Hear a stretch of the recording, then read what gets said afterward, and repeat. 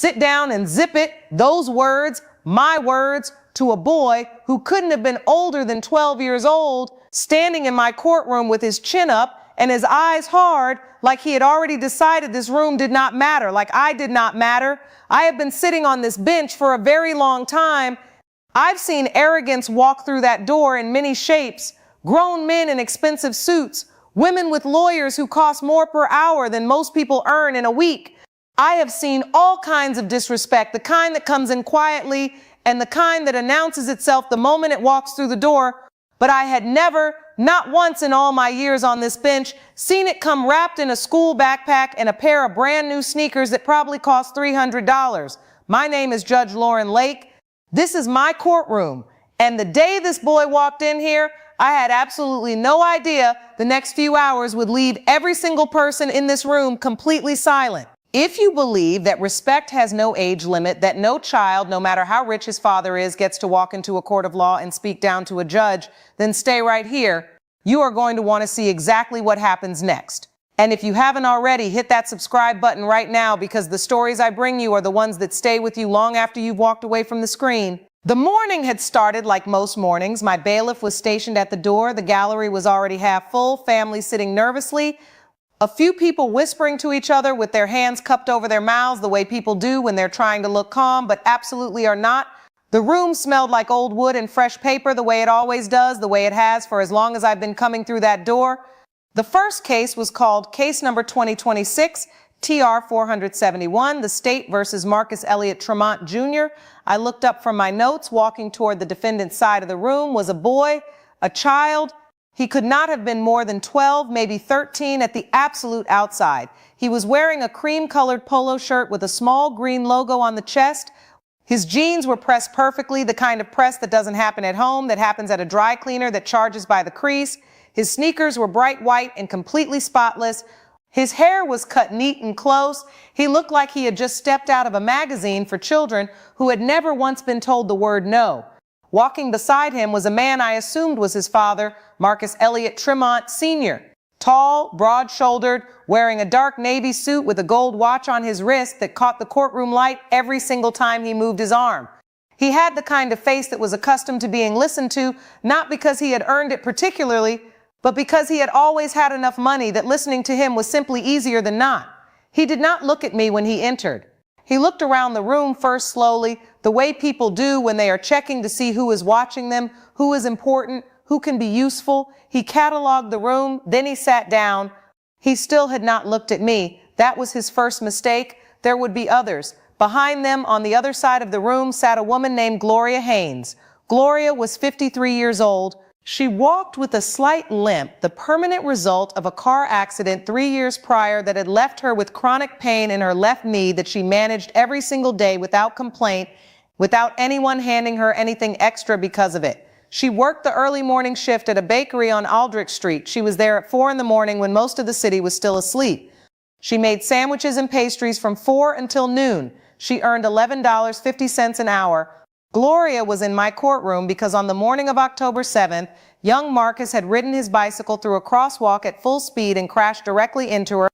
She had been walking to catch the bus for her shift. The impact had knocked her completely off her feet. She had scraped both of her palms on the pavement. She had bruised her ribs so severely that she missed 4 days of work because she could barely breathe without a sharp stabbing pain cutting through her side. She lost almost $200 in wages she could not afford to lose. And her phone, the old phone she used to track her bus schedule and stay in contact with her daughter, had been shattered in the fall. Gloria was not angry when she sat down. She looked tired, the kind of tired that doesn't come from one bad night's sleep, the kind that lives deep in a person's bones and settles in over years of early mornings and long shifts and not enough in between. She held a folder of papers in her hands and kept her eyes on the table in front of her with the quiet dignity of a woman who had nothing to prove to anyone in this room. I introduced myself to the boy and his father calmly, the way I always do, because calm is not weakness. Calm is control. Good morning, Marcus. My name is Judge Lauren Lake. Do you understand why you are here today? The boy looked at his father first already, before he had even opened his mouth. He was looking to his father for permission. Then he looked back at me. Yeah, he said. It was an accident. Not yes, ma'am. Not good morning, Your Honor. Not even the bare minimum of a complete sentence delivered with basic human courtesy. Just, his father smiled slightly, as if that were a perfectly acceptable way to address a judge in a courtroom, as if he had raised his son exactly right and this moment was proof of it. I let it go for now. I asked Gloria to describe what had happened. She spoke quietly and carefully. She told me about the crosswalk, the early morning light, the sound of wheels coming fast before she had any time whatsoever to react. She told me about lying on the sidewalk trying to breathe and not being able to.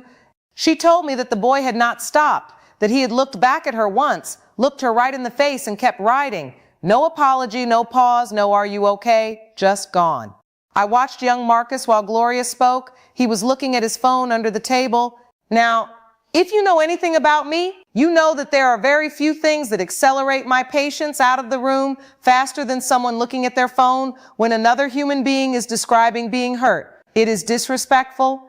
It is dismissive. And it tells me everything I need to know about a person in approximately 4 seconds. Marcus, my voice was even. Put that phone away now. He looked up slowly, like I had asked him something inconvenient and put the phone in his pocket with the energy of someone doing me an enormous personal favor that they expected to be thanked for. His father leaned over and whispered something in the boy's ear. "Mr. Tremont," I looked directly at him. "Do not coach your son during testimony. I will not say it again." His jaw tightened. He sat back. That was the first crack in the polish. There would be more. And if you are watching this right now and you can already feel where this is going, if your chest is already tight, do yourself a favor and hit that subscribe button right now, because I promise you what is coming next is going to make everything you've heard so far feel like the opening act. The second confrontation came about 20 minutes into the hearing. I had asked Marcus directly whether he had looked back at Gloria after the collision. He shrugged, a full theatrical couldn't careless shrug. I saw her get up. She was fine. I said she was not fine, Marcus. She missed 4 days of work. She had bruised ribs. She lost money she could not afford to lose. He said without a single flicker of hesitation, "That's not my problem." The gallery stirred immediately. A woman near the back made a sound under her breath, not quite a gasp, but close. My bailiff straightened up. I could feel the temperature in the room shift the way it does when something has been said that cannot be unsaid. I kept my voice completely even. It became your problem the moment your bicycle hit her in a legally protected crosswalk. Then I introduced the first piece of evidence. My clerk presented a printed report from the city's traffic camera system. The crosswalk at the corner of Milner Avenue and Post Road had a camera mounted on a traffic light pole, and the footage had been reviewed. A still image had been printed and submitted to the court showing Marcus's bicycle entering the crosswalk at a speed that was clearly above what is safe or legal near a pedestrian zone. In the image, Gloria could be seen mid-fall, her folder of papers scattering in the air around her. The timestamp at the bottom of the image read 5:47 in the morning. I showed it to Marcus. He looked at it for a few seconds with the expression of someone who had already decided their response before they even saw the evidence. He said that could be anyone. His father immediately leaned forward. "Your Honor, the image quality is..." I held up my hand. "Mr. Tremont, you are not presenting a case. You are here as a witness and a guardian. Please wait until you are spoken to." He went quiet. His eyes, however, were doing quite a bit of talking on their own. I turned back to the boy. "Is that you in the image, Marcus?" He crossed his arms across his chest, sat back in his chair and said, "My dad says I don't have to answer that." I looked at that boy for a long moment. I said, "Your father is correct that you have certain rights, but I want you to understand something, and I want you to really hear me. This is not a game. This is not a television program. This is a real court of law, and that woman sitting across from you is a real person who was hurt. The fact that you are 12 years old does not change that. The fact that your father has a gold watch does not change that. The fact that I am a woman does not change that. Are we clear?" Marcus glanced at Gloria. Then he looked away. And then, without being asked, without invitation, without a single ounce of self-awareness, his father decided to speak.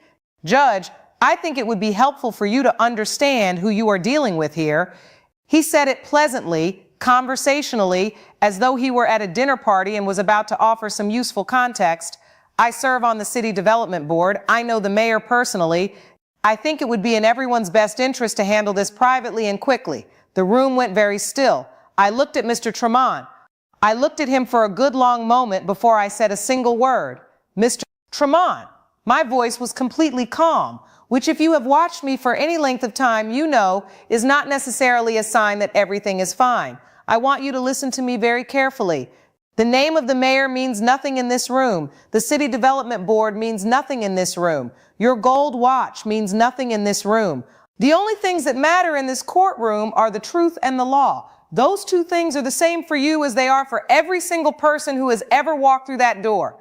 Do you understand me? He held my gaze for 1 second, 2. Then he looked down at the table. Second crack. Bigger this time? The second piece of evidence came from Gloria's phone records, specifically a timeline that her daughter had helped reconstruct. On the morning of October 7th, Gloria had sent a text message at 5:45 in the morning saying she was heading to the bus stop. Her next message was sent at 6:22 from the sidewalk saying she had been knocked down and could not stand up straight. Her daughter had arrived and taken a photograph. That photograph had been submitted to the court. In it, Gloria's palms were bandaged. Her coat was torn at the shoulder. She was sitting on the curb with her eyes closed and her head tilted back slightly, the way people do when they are trying very hard not to cry in front of anyone. I showed it to Marcus. I looked at him the entire time he was looking at it. Does this look like someone who was fine? He looked at the photograph for approximately 2 seconds. Then he said, "She looks dramatic." A woman in the gallery audibly gasped. My bailiff took one deliberate step forward. Gloria did not react. She did not flinch. She did not turn her head. She kept her eyes forward with the kind of quiet, unshakable dignity that takes a lifetime to build, the kind that cannot be purchased, cannot be inherited, and clearly had not been taught to the boy sitting across the room from her. I said, "Marcus, I'm going to give you one more opportunity to show this court some character, one more chance to demonstrate that there is something inside you worth working with." He said nothing. He stared at the table, and then came the moment that silenced every single person in that room. His father leaned back in his chair, folded his arms across his chest, and looked directly at me. Not with nervousness, not with embarrassment, but with the flat, bored expression of a man who had decided this was all taking far too long. And Marcus, watching his father, seeming to absorb every signal the man was sending, stood up slightly from his chair, raised his finger, pointed it across my bench at me, and said, "You're just some old lady in a fancy robe.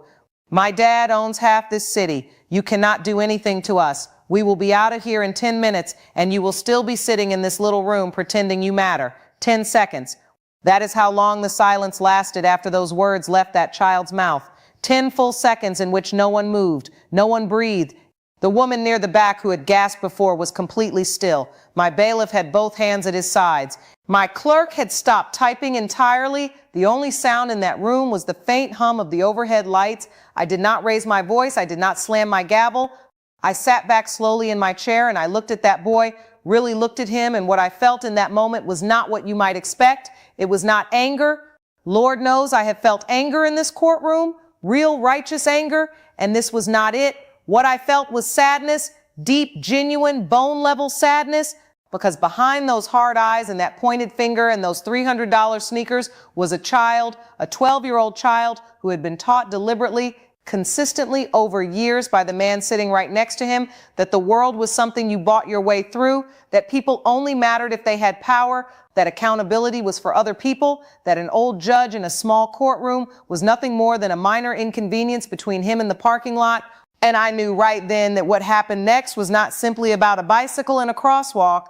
This was about what this boy was becoming right now.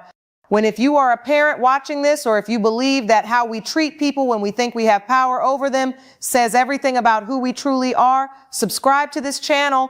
Share this with someone who needs to hear it, because what I am about to say to this boy is something I have wanted to say for a long time, and I want the whole world to hear it. I looked at Marcus directly. I said his name slowly. Marcus, his finger was lowering. Slowly. Sit down. He sat. Marcus, I want you to listen to me, not to your father right now, not to anyone else in this room, to me. Can you do that? He didn't answer, but he was listening. I have been reading people in this room for a very long time, and I could tell behind all of that performance, behind everything his father had coached into him, he was listening. I said, "You told me I was just some old lady in a fancy robe. You're right that I'm old. I've been sitting in this room for a long time. And do you know what I have learned in all of those years? I have learned that the people who walk in here thinking they own the world are almost always the people who understand it the least. You said your father owns half this city. Marcus, let me tell you something about this city. This city is built by people like Gloria. People who wake up at 4 in the morning when it is cold and dark and the rest of the world is still asleep. People who do not have a gold watch or a navy suit or a seat on a development board. People who pack sandwiches and ride the bus and show up every single day, not because someone is going to applaud them for it, but because that is who they are. That woman sitting across from you did not ask to be knocked down in a crosswalk. She did not ask to lose $200 she could not afford to lose. She did not ask for bruised ribs that made it painful to breathe for 4 days, but she got all of that because of you. You look back at her, Marcus. The camera shows it clearly. You look back, you saw her on the ground, and you kept riding. And I need you to think about that choice. Really think about it, because that choice tells me something about you that I don't believe you wanted to tell me. His father started to speak. I didn't even look at him. Mr. Tremont, I will get to you momentarily. Right now, I am speaking to your son. I turned back to the boy. Something was moving behind his eyes. Something small, something real. Marcus, you said I cannot do anything to you. I want to show you that you are very, very wrong. But more than showing you that, I want to show you that what I am about to do is not purely about punishment. It is about something that no amount of money can buy for you, no matter how much of it your family has. It is called accountability. It means owning what you did. It means not running from it. It means not hiding behind a last name or a seat on a board or a phone call to the mayor's office. It means looking at what you did and owning it and deciding to do better. I let that sit in the air for a long moment. Then I began the sentencing. Marcus Elliott Tremont Jr., this court finds you responsible for reckless operation of a bicycle resulting in injury to a pedestrian, failure to render aid, and leaving the scene of an incident. First, you will pay full restitution to Gloria Haynes. That includes $214 in lost wages, $68 for the replacement of her phone, and $150 toward her medical costs. The total is $432. It will be paid within 30 days, not 31, 30. Second, your bicycle privileges are suspended for 90 days in the city. If you are found riding during that period, the suspension doubles. Don't test me on that one. Third, you will complete 60 hours of community service at the Aldrich Street Community Kitchen, which happens to be located 1 block from the bakery where Gloria begins work at 4:00 every single morning. You will report there every Saturday from 8 o'clock in the morning until noon for 15 weeks. You will wash dishes. You will mop floors. You will serve meals to people in need. You will be supervised by the kitchen director, who will report your attendance and your attitude directly to this court. And Marcus, attitude counts. I will be watching. Fourth, you will write a handwritten apology letter to Gloria Haynes, not typed, not dictated by your father, and transcribed by you. Written by you in your own words, in your own handwriting, in ink on paper. It must be a minimum of 1 full page. It must be submitted to this court within 14 days for my review. I have read thousands of letters in this room. Marcus, I know immediately when something is genuine and when it is not. If I do not find it genuine, you will write it again and again if necessary. I turn to the father. Now, Mr. Tremont, you advised your son before this hearing not to answer questions.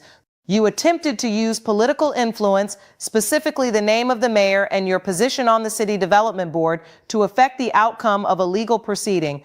You coached a witness during active testimony after being explicitly warned by this court not to do so, and you sat in this room and implied with considerable confidence that your connections entitled you to special treatment.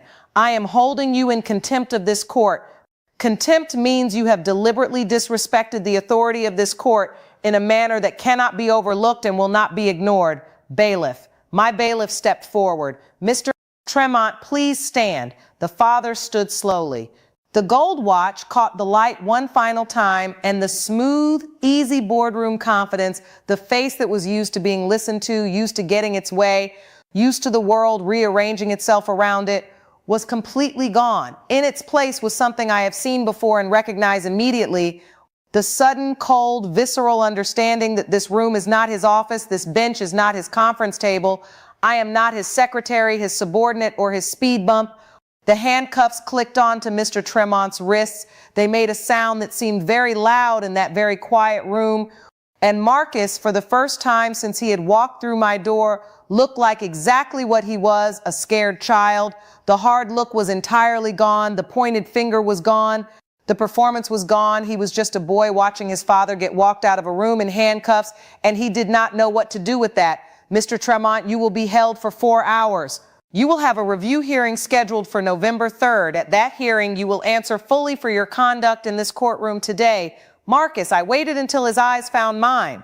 Your father is coming back. He is not going to prison. He is going to sit in a room for a few hours and think about his choices. I want you to do the same thing. Think about who you want to be. Not who your money says you are, not who your father's name says you are, who you want to be, because that is the only thing in this life that actually belongs to you. He sat back down slowly. He did not say a word, but his eyes were wet. 4 months later, my clerk brought me a note from the director of the Aldrich Street Community Kitchen. It said that Marcus Tremont had completed all 60 hours of his community service. It said that in the final 2 weeks, he had started arriving early before he was required to, without being asked, without anyone making him.